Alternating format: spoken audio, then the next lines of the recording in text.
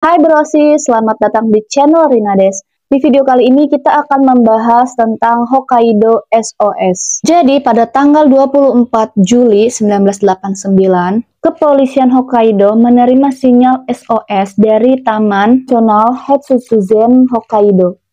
Nah, jadi akhirnya tim kepolisian Hokkaido itu mengirim tim penyelamat mengirimkan helikopter ke taman tersebut. Nah, akhirnya tim penyelamat itu menemukan sinyal SOS yang benar-benar besar banget.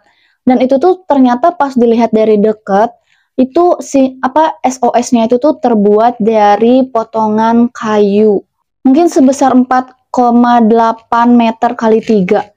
Nah, setelah dilihat-lihat lagi, tim penyelamat ini melihat ada 2 pendaki di Taman Nasional itu. Akhirnya 2 pendaki ini tuh diselamatin sama tim penyelamat dan tim kepolisian Hokkaido. Nah, setelah dievakuasi, di sini cerita menariknya. Tim kepolisian mengapresiasi 2 pendaki ini karena telah membuat sinyal SOS yang besar dan jelas sehingga tim kepolisian mudah menemukan mereka. Tapi 2 pendaki ini bertanya-tanya dan kebingungan siapa yang membuat sinyal SOS padahal mereka nggak bikin sinyal SOS itu sama sekali. Nah, akhirnya tim penyelamat tadi itu kembali lagi ke lokasi sinyal SOS tersebut. Karena hari sudah malam, akhirnya mereka melanjutkan pencariannya besok pagi pada tanggal 25 Juli 1989. Nah, setelah dicari-cari lagi tuh sama tim penyelamat, ternyata mereka menemukan mayat. Mayatnya itu tuh udah jadi tulang belulang dan akhirnya mereka mengevakuasi lah itu mayat. Nah, setelah diselidiki itu si mayatnya itu kan sudah jadi tulang belulang. Nah, jadi ternyata ada bekas gigitan di kaki dan bagian atas badannya, gigitan dari hewan buas. Pertanyaannya, kalau misalkan mayat ini kakinya itu udah patah, nah, siapa yang nebang pohon untuk membuat sinyal SOS tersebut? Itu pertanyaannya. Setelah diselidiki lagi, ternyata mayat yang ditemukan itu adalah seorang pria yang pernah hilang. Pria yang hilang tersebut itu namanya Kenji Iwamura. Nah, jadi pria yang hilang ini tuh dikabarkan telah menghilang 5 tahun yang lalu. Berarti kan itu sinyal SOS tersebut udah ada sejak lama. Dan juga berarti itu mayatnya udah 5 tahun yang lalu karena udah menjadi tulang belulang.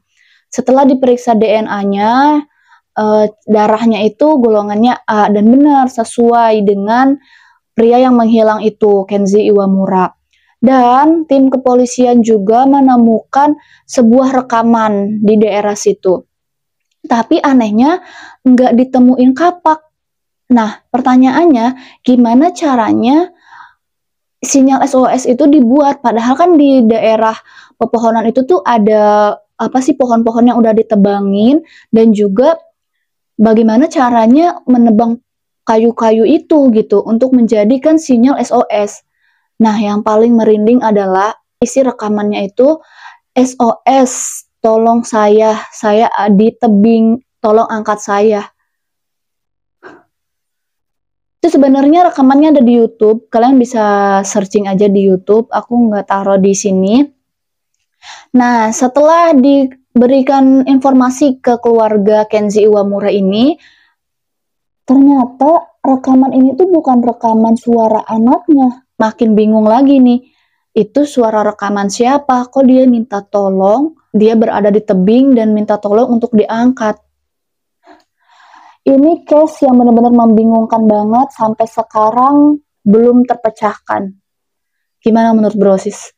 Kira-kira itu rekaman siapa? Apakah itu rekaman si pembunuhnya? Ataukah Kenji Iwamura ini meninggal karena digigit sama hewan buas? Nah, Brosis, jadi tadi adalah cerita tentang Hokkaido SOS. Buat Brosis yang suka sama video ini, jangan lupa untuk klik like dan share video ini teman-teman Brosis ya. Next, kita akan membahas video-video yang menarik lainnya. Sampai jumpa lagi, bye-bye.